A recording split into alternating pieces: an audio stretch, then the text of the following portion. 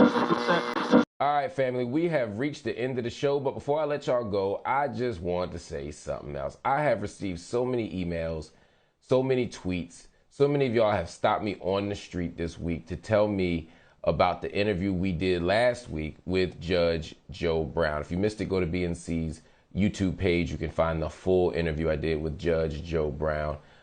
Just trigger warnings for anybody who has been a survivor of sexual violence, domestic violence, or who just hates obnoxious, old, sexist, misogynist, patriarchal, rape culture advocating fake TV judges.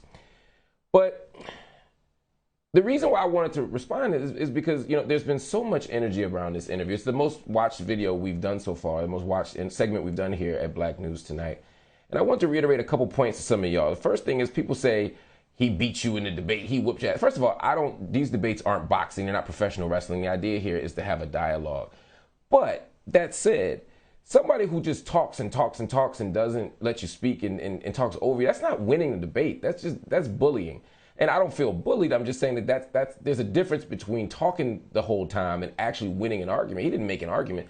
The second thing is y'all tried to school him. You tried to school him on the law. I didn't try to school anybody on the law. The irony is he and I weren't disagreeing on the law. If he had taken the time to listen, he would have realized that I was saying, look, legally, there's no dispute here. You know, the prosecutor was wrong, and anybody who doesn't get due process shouldn't be incarcerated.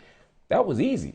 What I was trying to move the conversation to was this other piece, which is we can do two things at once. Black people can walk and chew gum at the same time. We can fight for the release of somebody without celebrating them. We fought for OJ to come home, not because we thought OJ was a hero or a saint, but because we knew the criminal justice system had wronged him. We said, look, OJ doesn't like us. He don't love us. He don't hang with us. He don't date us. He don't marry us. He does all this stuff, but he still shouldn't be in a cage. That's what we should be doing with Bill Cosby. Instead, we look on Instagram and I see people holding Bill Cosby parties at the club. And that's when I said, F all y'all. I wasn't talking to black folk. I was talking to anybody who will organize a party like that. And then I'm looking on the internet and people say, we need to pull up on Marc Lamont Hill and explain to him what's going to happen. And you ain't pulling up on nothing. Stop that. Knock it off.